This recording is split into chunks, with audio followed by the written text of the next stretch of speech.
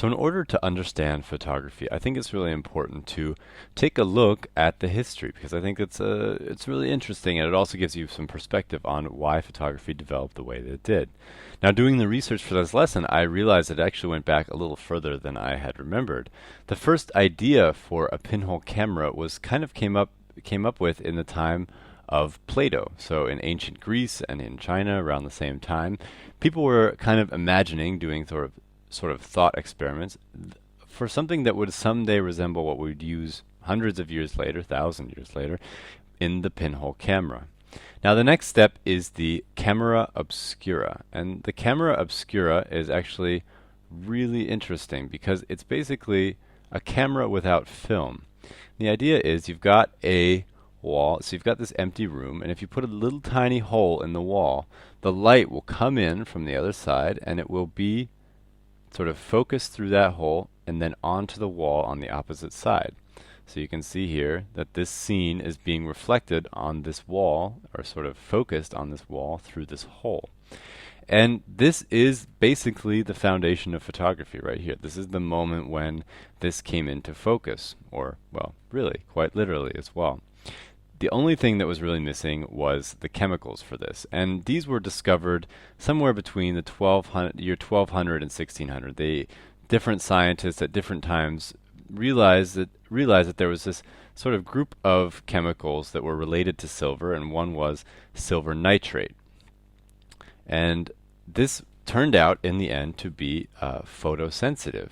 And this whole discovery of it being photosensitive was first sort of formulated and organized by a guy named Wilhelm Homburg in 1694.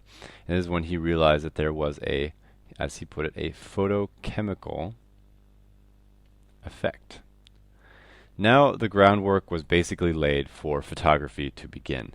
So from here, from 1700 through the 1800s, you see kind of a focus on lenses and on sort of bettering this camera obscura over here. So you'd have people putting in a lens right here instead of just a hole. And this would lead directly to the developments that would come in the 1800s. And that development came roaring around the corner in 1826 in southern France. This guy right here, his name is Joseph, and his last name is Niepce. Oh, and I'm spelling it wrong. And Joseph Niepce was just kind of a guy who was interested in the entire idea of photography, and he wanted to develop some kind of camera. And he had taken a camera obscura and he had worked around with these light-sensitive silver nitrates, and at the same time he had been exchanging letters with this guy over here, Louis Daguerre. Well, Joseph Niepce was the first person to really come up with a photo, a permanent photo. And that's a really important distinction because a lot of people had made photos, but this was the first permanent, and I'm not spelling it right, permanent photograph. Lots of times they would make them and then they would soon deteriorate really quickly, but this was the first one that would last, and it lasted up until now. You can see here that you've got some buildings, got maybe a field back here, and if you look really closely, you can actually see that the sun moved so far during the day that it's actually exposed the walls on both sides, so the lighting of the photo is actually a little off. Now this was done on a piece of pewter with some silver nitrate slapped on it, and it took 8 hours to make this photograph. So can you just imagine taking a photo that takes 8 hours to make? You can't move the camera a single bit. Just have to leave the camera there for 8 hours.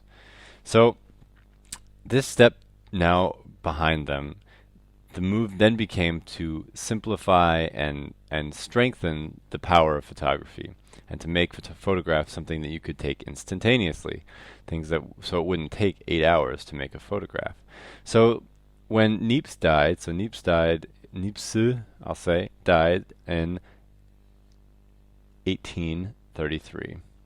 And he passes all of his papers on to Daguerre, who in turn, just 6 years later, comes out with the daguerreotype. And this was a revolution. This was very, very big news because the daguerreotype took the same process and basically made it something that could be done more quickly and more permanently. So instead of taking 8 hours, it would just take a few minutes to make a photograph. And this is one of the first daguerreotypes. It's of a city, obviously somewhere in southern France. And you can see here this guy with his foot up on a sort of pedestal of some kind. This guy's actually getting his shoes shined. And there are lots of other people walking around on these streets, but this guy was the only person to stay still for the whole photograph, the whole time it was being made. And so he's the first photographed human in, well, that we know of at least. So very interesting, you know. Um, so this whole discovery and the release of this discovery really prompted a lot of activity. Now this guy over here, his name is Fox Talbot. Fox Talbot was a British guy, so across the channel, and he had been interested in the idea of photography, or it wasn't called photography yet, but and the idea of capturing images on silver nitrate plates, as they would say back then. And he and this astronomer, whose name was John Herschel, worked together on lots of different things. And in 1839, sort of through their collaboration, John Herschel came out with the glass negative. The glass negative was important because it was a better way of capturing the image, and it was something that would become sort of a standard for some time, for almost really 60 years or something like that. So the glass negative is developed. Get the name down. John Herschel, quite a famous astronomer in his own right, as well as a developer of photography. And then just 1 year later, Talbot comes out with his own process, and it was called the calotype. It was a wet process that had some sort of paper negative. And the thing was, though, that Talbot then, and this was Talbot, we'll make sure we distinguish that. And the thing was that Talbot put a copyright on this, and that is the reason that really the daguerreotype took off, because the daguerreotype was bought by the French government and put immediately in the public domain. That meant that any photographer could use it, and so the daguerreotype basically within a couple months became the standard form of photography for at that time. And the calotype, because it would have been a little bit more expensive and money would have been going to Fox Talbot over here, it never became quite the hit that the daguerreotype did. Now, things went very quickly from here, and within a couple months of the daguerreotype being developed, it was already being used in the field. And by the 1850s, it was really common to see roving photographers like this traveling through the countryside of Europe and even in America and other places, and doing these sort of mobile photo studios. And because I mean, these days you can do everything that they could do in this with a laptop and a camera and even a cell phone. But at the time it took quite a lot. You had a lot of chemicals, you had to do a lot of mixing, you needed a dark room, so everything had to be brought with you in the wagon. But it was very quick. You could see here that prominent people, this is the Tsar and his wife, and this is Abe Lincoln, one of the early American presidents, all being photographed early on because they realized the power and were all very fascinated by the idea of photography. Now, during the 1860s, the American Civil War was photographed by this guy named Bradley, or, well, it was most likely photographed mostly by his assistants, and he sort of took credit for it. And this was kind of more the second incidence. The Armenian War was really the first incidence of photography being used in war and photographing war. So kind of an interesting note in history. Now, early studios would have looked something like this. So pretty much any time from the 1840s onward, you would have had a big, huge camera. You can see that is a massive camera. And you've got this guy sitting here doing this very sort of stilted pose. And the reason for this is because you've got this piece here holding his head. And this was sort of a required piece of equipment for photographers at the time because the speed of the camera was still so slow. You would have had to hold that pose between 2 minutes, and maybe if your photographer had a really fast camera, maybe 30 seconds. So that's a really long time to hold your head very still for a photograph. So it's pretty amazing. You'll sometimes look in the photos and you'll see that people blinked during the photos or things like that. But this piece of machinery here on the back, this sort of stand, is meant to secure the head, and it's often hiding behind the person in the photo. You don't usually see it when you look at the actual photos. But this is how people adapted to the technology. As it progressed, though, things got better, and they didn't have to use that anymore. Now, here is really where that step takes place, where things really got a lot faster and really changed a lot. 1870s, the dry plate comes out and becomes really popular. Instead of having wet plates of copper or things like that you had to put inside of a camera, or like a pewter plate or something like that, you would just have a dry piece of emulsion that was sort of like the film that you would be used to but on usually on like a hard plate, not on something that was soft. Now in the 1880s, Kodak really made some big steps in the technology and really kind of came out with some things that would really forever change photography. In 1884, George Eastman develops a dry gel on paper, and so basically sort of the predecessor to the film that we would be using 50 years later.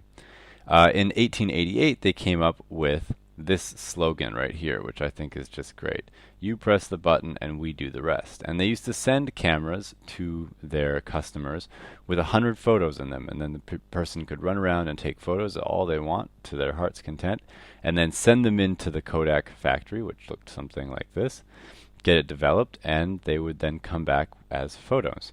And you can actually see here part of my family. This right here is my great-great-great-grandpa. They would make photos of each other, and so there's all these great old photos from this time that were all probably most likely taken on Kodak cameras.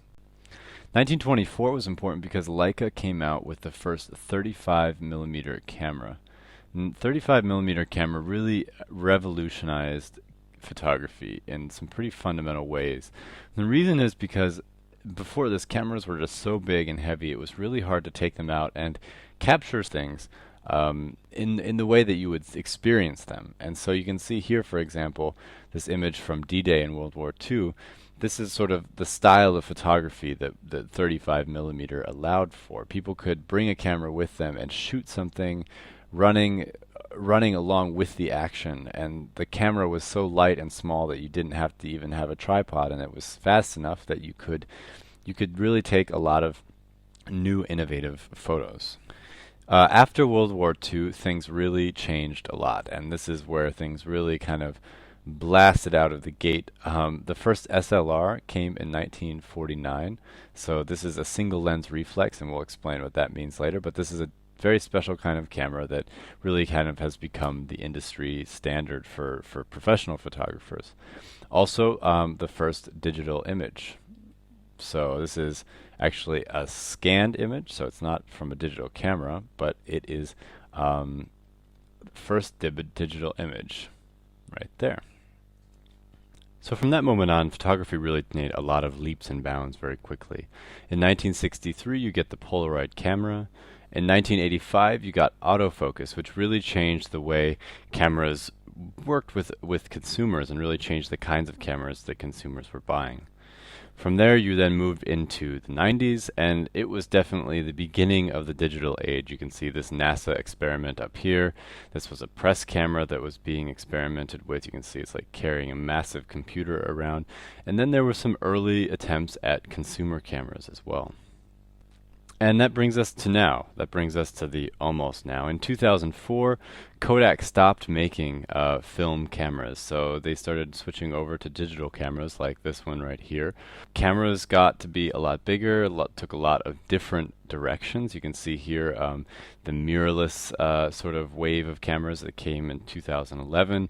And the DSLRs also got very big, very expensive, and started making video. So that is sort of the story of photography. You can check out more videos for this course and check out other courses at allversity.org.